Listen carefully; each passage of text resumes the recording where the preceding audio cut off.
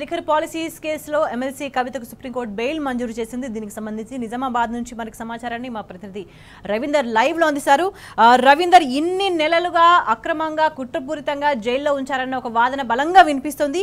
అయితే ప్రధానంగా ఆధారాలు ఏమీ లేకుండా కూడా ఇంతకాలం కవితను జైల్లో ఉంచారు. అయితే ఇదే కేసుకి సంబంధించి ఇతరులను ఇంకొకలాగా ట్రీట్ చేస్తూ కవితను ఇంకోలాగా ట్రీట్ చేస్తూ ఉన్న విధానాన్ని చూస్తే అర్థమవుతుంది ఇది కేవలం కక్షపూరితంగా కుట్రపూరితంగా మాత్రమే జరిగిందని. అయితే దీనివల్ల కాంగ్రెస్ కానీ బీజేపీ కానీ ఎన్నికల లబ్ధి పొంది ఉండొచ్చు, కానీ అది ఏదైనా కూడా అన్యాయం అనేది ఇది టెంపరీ మాత్రమే, తాత్కాలిక మాత్రమే, న్యాయం అనేది శాశ్వతం అన్న ఇండికేషన్స్ వాళ్ళకి తీసుకోవాల్సిన అవసరం కనిపిస్తుందా?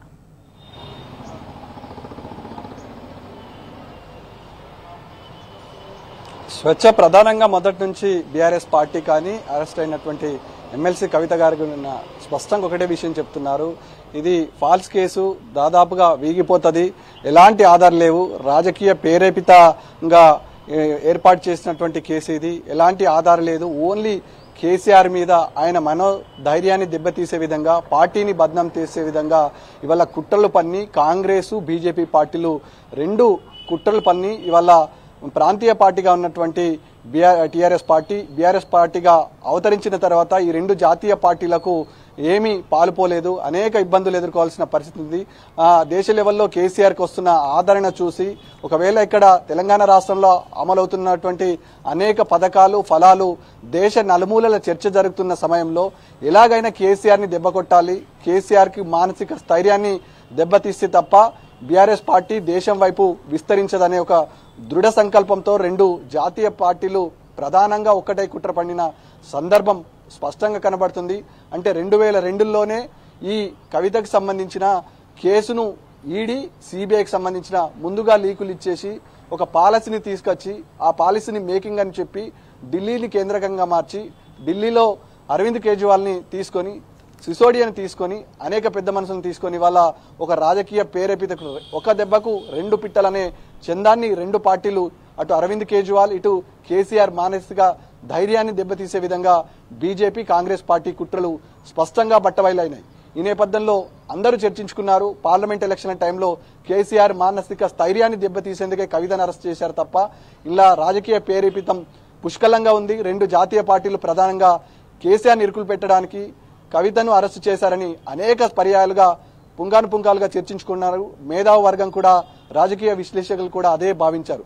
తెలంగాణ సమాజం కూడా అదే విషయాన్ని కూడా అనేక మార్లు అనేక పర్యాయాలు కూడా ఒక మహిళను అనవసరమైన కేసులు సంబంధం లేని కేసులను ఇరికించి వాళ్ళ మానసిక స్థైర్యాన్ని బద్నాం చేసి అనేక వివిధ అటు సీమాంధ్ర మీడియాతో పాటు అందరూ కలిసి ఇవాళ జాతీయ పార్టీ లెవెల్లో ఒక కుట్రపూరితమైన కుట్రకు అందరూ కలిసి పునరాంకితం చేసి దాన్ని సక్సెస్ అయినామనుకుని జబ్బలు తరుచుకున్నారు. కానీ ఇవాళ పటాపంచలైంది.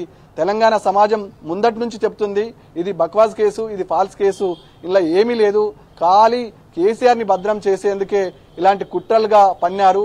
ఎమ్మెల్సీగా ఉన్నటువంటి కవిత అనేక పర్యాలుగా ప్రజల ఆదరణ పొందింది.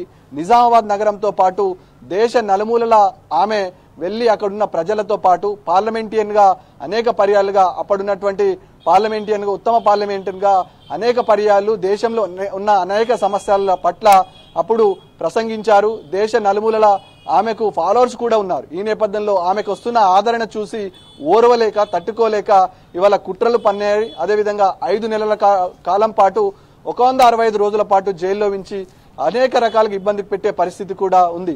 ఇదంతా తెలంగాణ సమాజం చూస్తుంది, అనేక పర్యాలుగా ప్రశ్నించింది. సోషల్ మీడియా వేదిక కూడా అనేక పర్యాలుగా నిలదీసి వాళ్ళ మోదీ అదేవిధంగా ఇక్కడ ఈదీ అనే రెండు ట్యాగ్ లైన్ చేసి కవితను అరెస్టు చేశారని బహిరంగంగానే చర్చించుకున్నారు. దాదాపుగా ఈ కేసులో 50,000 పేజీలు ఛార్జ్ షీట్ వేయడం అంటే దేశంలోనే మొదటి కేసు కావచ్చు. అంత ఛార్జ్ షీట్ వేసినా ఏమీ లేదు ఆ కేసులో, ఒట్టి దొల్లతనమే తప్ప ఛార్జ్ షీట్ ఎందుకు వేశారు, బెల్ ఎందుకు వేశారనే అంశం పైన ఒక క్లిస్టర్గా చెప్పలేని సందర్భం ఇవాళ అపోజిషన్ ఉన్నటువంటి లాయర్లు వాదన కూడా స్పష్టంగా కనబడుతుంది.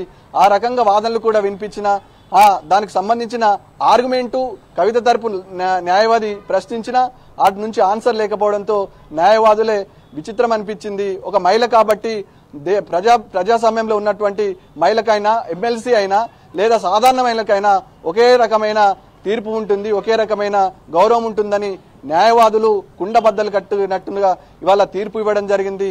ఎమ్మెల్సీగా ఉన్నటువంటి కవిత ప్రజాస్వామ్యబద్ధంగా ఆ కేంద్ర రాష్ట్ర ప్రభుత్వాలు తెలంగాణ రాష్ట్రంలో అవలంబిస్తున్నటువంటి అనేక సమస్యల పట్ల దాదాపుగా 12 సంవత్సరాల పాటు వీరోచిత పోరాటం చేసింది.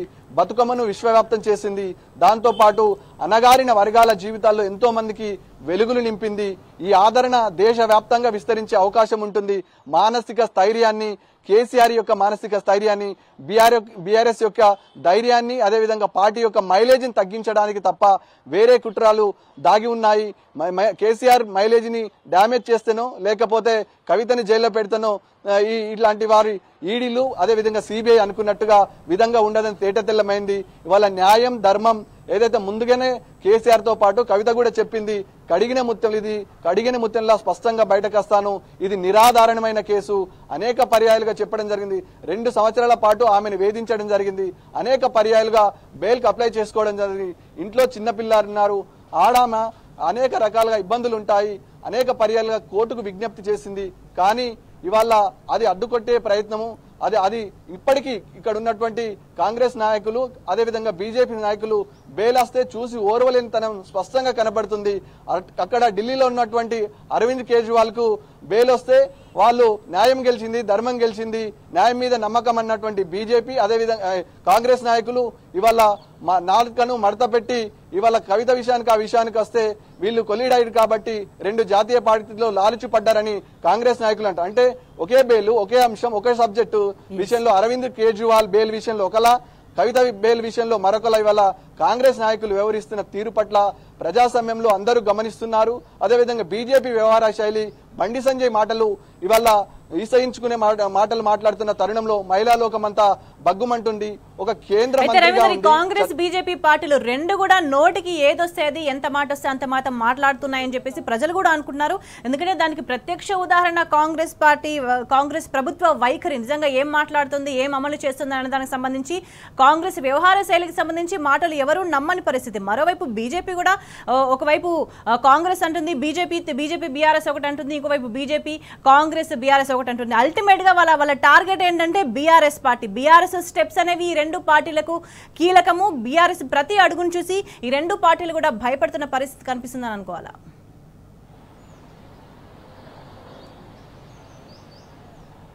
స్వేచ్ఛ ప్రధానంగా వీళ్ళందరి టార్గెట్ కేసీఆర్ ఒక్కరే. కేసీఆర్ ని మానసిక స్థైర్యాన్ని దెబ్బతీయాలి, కేసీఆర్ ని సెల్ఫ్ గోల్లా పడేయాలి, కేసీఆర్ కు ఇట్లా చిలువలు పెళ్లివలు చేసినట్లుగా మాట్లాడాలి, ఆయన ఆత్మస్థైర్యాన్ని దెబ్బతినాలి. జాతీయ పార్టీగా అవతరించినటువంటి బీఆర్ఎస్ పార్టీని ప్రాంతీయ పార్టీగా ఉండేటట్టుగా చేయాలని ఒక లక్ష్యం. ఈ ఆదరణ ఈ 10 సంవత్సరాల పాటు వచ్చినటువంటి మైలేజీని తగ్గించాలి. ఒక ఉద్యమ నేతగా, తెలంగాణ జాతిపితగా అపార ఖ్యాతి ఘటించినటువంటి కేసీఆర్ మైలేజీని ఏ బండి సంజయో ఏ మహేష్ కుమార్ గౌడ్ మాట్లాడితే తరిగేది కాదు. తెలంగాణ సమాజానికి తెలుసు కేసీఆర్ అంటే ఏందో, ఇక్కడున్న ప్రజలకు తెలుసు, అదేవిధంగా అభివృద్ధి సంక్షేమ ఫలాలకు తెలుసు, పథకాలకు తెలుసు. ఇవాళ కేసీఆర్ అధికారము లేకుండొచ్చు, గతంలో కేసీఆర్ ఒకప్పుడు ఉండే, గత సంవత్సరం ఒకలా ఉండే, ఇప్పుడు ఒకలాగా ఉండే అని జనాలు చర్చించుకుంటున్నారు. ఇప్పుడు తెలంగాణ రాష్ట్రానికి కేసీఆరే శ్రీరామ రక్ష అని ప్రతి నానుడు అంటున్నారు. పింఛన్దారులు అంటున్నారు, రైతులు అంటున్నారు, వృద్ధులు అంటున్నారు. ఇలా కేసీఆర్ బెనిఫిట్ పథకాలు తీసుకున్న ప్రతి ఒక్కరు కూడా ఈ కాంగ్రెస్, ఈ సోకాల్డ్ బీజేపీ నాయకులు మాట్లాడినటువంటి మాటలు హర్షించే పరిస్థితులు లేరు. ఎందుకంటే ఇవాళ తెలంగాణ సమాజం ఒక ఆపన్న హస్తం కింద వెయిట్ చేస్తుంది, ఒక అభివృద్ధి సంక్షేమం కోసం చూస్తుంది. ఏదో కించపరిచినట్టు మాట్లాడితేనో లేక తక్కువ చేసినట్టు మాట్లాడితేనో, చిలువలు పలువగా మాట్లాడితేనో తెలంగాణ సమాజం ఎట్టి పరిస్థితుల్లో సహించదు. తెలంగాణ సమాజం ఒక ఆత్మ గౌరవాన్ని కోరుకుంటది, కడుపు నిండా అనేక సమస్యలు కావాలని కోరుకుంటారు తప్ప వీళ్ళు కేసీఆర్ ని తక్కువ చేస్తానో, కేసీఆర్ ని కించపరిచినట్టుగా మాట్లాడుతానో ఆస్వాదించదు. ఇవాళ బండి సంజయ్ మాటలు, అదేవిధంగా వర్కింగ్ ప్రెసిడెంట్ ఉన్నటువంటి మహేష్ కుమార్ గౌడ్ మాట్లాడుకున్నా అవే విధానాన్ని తలపిస్తున్నాయి. వాళ్ళు జీర్ణించుకోలేకపోతున్నారు. ఈ అనేక అంశాల పట్ల ఒక డైవర్షన్ పాలిటిక్స్ కు ఇవాళ పురుడు పోసుకోవడం జరుగుతుంది. ఏదన్నా ఒక మాట మాట్లాడి ప్రజల నోట్లో ఉండాలని చూస్తున్నారు. అనేక సమస్యలు ఇవాళ తెలంగాణ రాష్ట్రంలో అస్తవ్యస్తంగా తయారైంది. ఒక పక్క హైడ్రా ఉంది, ఒక పక్క ఇక్కడ విషజ్వరాలతో బాధపడుతున్నారు. అనేక అంశాలు, ఇటు రైతు బంధు, రైతు బీమా, రుణమాఫీ వంటి అనేక పథకాలు డైవర్షన్ చేయాలంటే వాళ్ళు ఇవాళ డైవర్షన్ పాలిటిక్స్ కు పురుడు పోసుకున్నారు. రెండు జాతీయ పార్టీలు ఎక్కడ. అయితే రవీందర్, మహేష్ కుమార్ గౌడ్ వ్యాఖ్యలకు సంబంధించి నిజంగా బెయిల్, ఎమ్మెల్సీ కవితకు బెయిల్ వస్తుందని ముందే ఊహించగలిగిన మహేష్ కుమార్ గౌడ్ మరి హామీల అమలు ఎప్పుడు పూర్తవుతుంది అని ఊహించలేకపోయినరా, సమస్యలు ఎప్పుడు పరిష్కారం అవుతాయని ఊహించలేకపోయినరా అనే ఇంకొక మాట కూడా వినిపిస్తుంది.